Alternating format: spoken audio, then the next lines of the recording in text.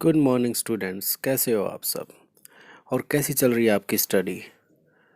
मुझे कमेंट में बताएं कि आप कितने घंटे डेली फिज़िक्स पढ़ते हो, ताकि मुझे भी पता चले कि मेरे स्टूडेंट्स जो हैं फिज़िक्स को कितना टाइम दे रहे हैं। तो आज के टॉपिक की बात करते हैं। आज हमारा टॉपिक है refraction on the basis of wave theory या ह्यूजन प्रिंसिपल।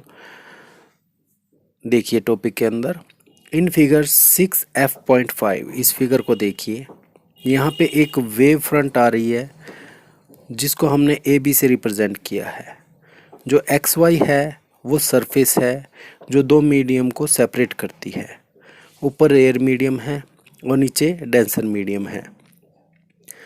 तो इसको हम आगे एक्सप्लेन करते हैं। देखिए X Y is a plane surface that separates a denser medium of refractive index mu from a rare medium. तो एक्स वाई एक प्लेन सरफेस है जो डेंसर मीडियम को रेयर मीडियम से अलग करती है। If C1 is the velocity of light in rare medium and C2 is the velocity of light in denser medium, then by definition. तो definition क्या कहती है रिफ्रैक्टिव इंडेक्स की?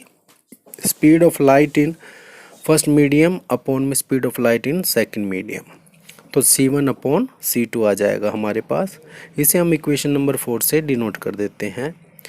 AB is a plane wave front incident on XY at angle BAA dash। तो आप figure के अंदर देख सकते हैं angle BAA dash is equal to angle I, इसी को एंगल ऑफ इंसिडेंस कहते हैं। 1, 2, 3 are the corresponding incident rays normal to AB। तो AB जो है उसके अंदर 3 इंसिडेंट रेज को हमने कंसीडर कर लिया है 1, 2, 3। तो ये जो है नॉर्मल होंगी plane of wave front A B के। नॉर्मल मतलब ये राइट एंगल पे होंगी, आगे की तरफ बढ़ रही हैं ये। According to Huygens principle every point on A B is a source of secondary wavelet. इस वेव फ्रंट ए बी के ऊपर सभी पॉइंट जो है सेकेंडरी वेवलेट की तरह बिहेव करते हैं, मतलब ये भी आगे वेव प्रोड्यूस करते हैं हर पॉइंट इस वेव फ्रंट ए बी के ऊपर। Let the secondary wavelet from B. तो बी से सेकेंडरी वेवलेट आगे की तरफ बढ़ेगी strike X Y at A dash in T seconds. मान लो कि बी से एक वेवलेट चली जो ए डैश पे टकराती है टी सेकेंड्स के अंदर एक्स वाई प्लेन पे। So B A dash is equal to C1 into T. तो डिस्टेंस क्या होता है? Velocity into time, C1 into T. तो ये आ जाएगा इसको इक्वेशन नंबर 5 से हम डिनोट कर देते हैं। The secondary wavelets from A travel in the denser medium with A velocity C2। तो ए से आप ए पॉइंट देखिए फिगर के अंदर, ए से जो सेकेंडरी वेवलेट है वो डेंसर मीडियम के अंदर चलेगी उस, और डेंसर मीडियम के अंदर वेलोसिटी कितनी है लाइट की? C2 and would cover A distance C2 into T in T seconds. तो डिस्टेंस का फार्मूला हम अप्लाई कर देंगे यहाँ पे। तो कितना डिस्टेंस ट्रैवल किया उसने? C2 into T in T seconds. Therefore with A as centre and radius equal to C2 into T draw an arc B dash. तो ए से हम इसके डिस्टेंस के इक्वल C2 इंटू टी के equal एक arc लगा देते हैं B डैश पे। From A dash draw a tangent plane touching the spherical arc tangentially at B dash. तो ए डैश से B डैश तक हम एक लाइन ड्रॉ कर देते हैं। ये इसे टेंजेंट प्लेन कहते हैं। वैसे ये प्लेन है लेकिन यहाँ फिगर में हमें लाइन दिखाई देगी। Therefore, A dash B dash is the secondary wavefront after t second. This would advance in the direction of ray 1 dash 2 dash 3 dash। तो ये जो रे 1 2 3 थी ये रिफ्रैक्शन के बाद 1 डैश 2 डैश और 3 डैश की डायरेक्शन में मूव करेंगी इस wave front B dash A dash के अंदर। We can show that secondary wavelets starting from any other point D on the incident wavefront AB after refraction at P must reach the point D dash on A dash B dash in the same time in which the secondary wavelet from B reaches A dash। तो देखिए अब हम एक wavelet लेते हैं जो D से start हो रही है और P पे टकराने के बाद रिफ्रैक्शन हुई है उसकी और वो D डैश पे पहुंचती है। तो इसको भी उतना ही टाइम लगना चाहिए जितना कि B से A डैश तक वेवलेट को पहुंचने में लगा है। तो आगे देखिए, therefore A dash B dash is true refracted wave front. A dash B dash इसकी वेव फ्रंट है रिफ्रैक्शन के बाद। Let R be the angle of refraction. मान लो एंगल ऑफ रिफ्रैक्शन R है। The angle of refraction is equal to the angle which the refracted plane wavefront A dash B dash make with the refracting surface A dash, therefore angle A dash B dash is equal to R। तो हम angle of refraction R consider कर लेते हैं। तो जो plane है XY उसके साथ जो ये वेव फ्रंट है A डैश B डैश ये एंगल बनाती है R, जिसे फिगर में A डैश B डैश से दिखाया गया है। आगे देखिए, हम लॉज ऑफ रिफ्रैक्शन को प्रूव करेंगे यहाँ पे। Let A dash B dash is equal to R angle of refraction, ये हम पहले कंसीडर कर चुके हैं। In triangle A dash B, triangle A dash B को फिगर में आप देखिए कहाँ पे है। उसके अंदर परपेंडिकुलर क्या है BA डैश और बेस हाइपोटेन्यूज क्या है इसके अंदर A dash.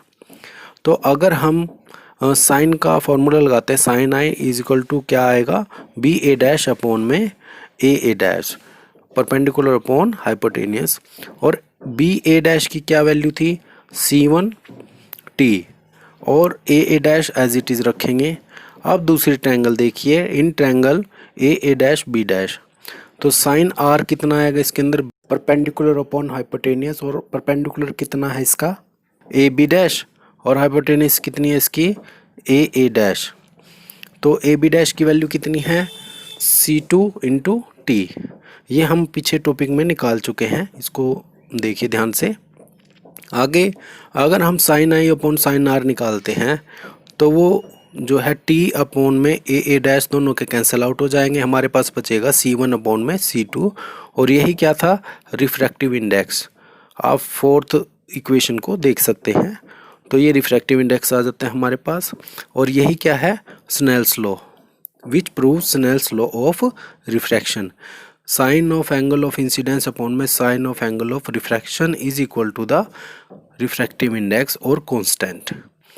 It is clear from figure 6F.5 that the incident ray normal to the interface XY and refracted ray all lie in same plane। तो ये सारे सेम प्लेन में हैं in the plane of paper. This is the second law of refraction. तो refraction का second law भी prove हो जाता है। Hence laws of refraction are established on the basis of wave theory. तो यहाँ पे हम लॉज ऑफ रिफ्रैक्शन को प्रूव कर चुके हैं। नेक्स्ट टॉपिक है हमारा superposition principle. Superposition principle enables us to find the resultant of 2 or more wave motions. तो 2 या 2 से ज़्यादा वेव्स अगर चल रही हैं तो उनकी अगर क्रस्ट के ऊपर आ जाती है और ट्रफ के ऊपर आ जाती है तो उनका रिजल्टेंट कैसे निकलेगा, ये सुपरपोजिशन प्रिंसिपल हमें बताता है। देखिए क्या है superposition principle. According to superposition principle, when 2 or more wave motions traveling through a medium superimpose one another, a new wave is formed in which resultant displacement y vector at an instant is equal to the vector sum of the displacements due to individual wave y1 vector y2 vector at that instant। मतलब देखिए इसका क्या है कि जब 2 या 2 से ज़्यादा वेव्स y1 वेक्टर और y2 वेक्टर चल रही हैं और दोनों को हम एक दूसरे के पास लेके आते हैं, मतलब एक ही ग्राफ में हम दोनों वेव को शो करते हैं, तो दोनों वेव का क्रस्ट के ऊपर और ट्रफ के ऊपर शो करते हैं, तो उन दोनों वेव्स का रिजल्टेंट क्या होगा, उन दोनों का सम कर दिया जाएगा तो उनका रिजल्टेंट होगा। रिजल्टेंट वेव को हमने y वेक्टर से रिप्रेजेंट किया है, तो इसमें डायरेक्ट सम हो जाता है y vector is equal to y1 vector plus y2 vector plus y3 vector and so on, इस तरह से चलेगा। Clearly each wave contributes irrespective of the other, तो हर वेव का अपना कंट्रीब्यूशन होता है। फॉर एग्जांपल आप फिगर में देखिए, for example when crust of one wave falls on the crust of the other, the amplitude of the resultant wave is sum of the amplitudes of two waves. Figure 6F.9 A figure के अंदर देखिए आप, अब दो wave हैं, एक तो y1 है जो डार्क लाइन से शो की है ब्लैक लाइन से, और y2 है जो डॉटेड से हमने शो की गई है।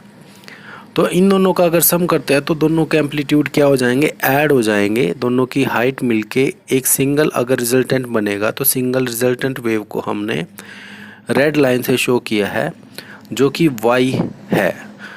देखिए आप y का एम्पलीट्यूड y1 प्लस y2 का सम करने से हमारे पास आ जाता है, तो ये फिगर में दिखाया गया है। इसी तरह से इनके ट्रफ का भी देख सकते हैं। तो नीचे की तरफ दोनों का सम करके जो ट्रफ की भी जो एम्पलीट्यूड है वो नीचे की तरफ नेगेटिव हो जाएगा, काफ़ी बढ़ जाएगा। तो ये रिजल्टेंट निकाला हमने अगर दोनों सेम फेज में चल रही हैं कि क्रस्ट के ऊपर क्रस्ट और ट्रफ के ऊपर ट्रफ आता है। आगे दूसरा ऑप्शन है, देखिए आगे, when crust of one wave falls on the trough of the other, मतलब एक वेव का क्रस्ट और दूसरी का trough, the amplitude of resultant wave is difference of the amplitudes of the two waves. तो जो रिजल्टेंट आएगा वो इनका डिफरेंस आएगा, मतलब यहाँ पे माइनस हो जाएगा, तो रिजल्टेंट वेव क्या होगी, छोटी वेव होगी। फिगर 6F.9b में आप देख सकते हैं y जो है हमारा रिजल्टेंट है, y1 जो है पॉजिटिव डायरेक्शन में है क्रस्ट, और y2 जो है डॉटेड लाइन से दिखाया गया है ये नेगेटिव डायरेक्शन में है। तो पॉजिटिव और नेगेटिव को सब्ट्रैक्ट करके हमारे पास बीच में आएगा y जो रेड कलर में दिखाया गया है, तो एम्पलीट्यूड रिजल्टेंट वेव का है। The superposition principle which has stated first for mechanical wave is equally applicable or to the electromagnetic waves या light waves। मतलब ये पहले मैकेनिकल वेव्स के लिए डिफाइन किया गया था, बताया गया था ये, लेकिन बाद में ये ऑब्जर्व किया गया कि ये इलेक्ट्रोमैग्नेटिक वेव्स या जिनको लाइट वेव भी इलेक्ट्रोमैग्नेटिक वेव ही होती है हमारी, उनके ऊपर भी ये अप्लीकेबल है। तो ये हमारा नेक्स्ट टॉपिक भी कंप्लीट है। ये सब आपने अच्छे से पढ़ना है और इनको बार बार रिवाइज करना है।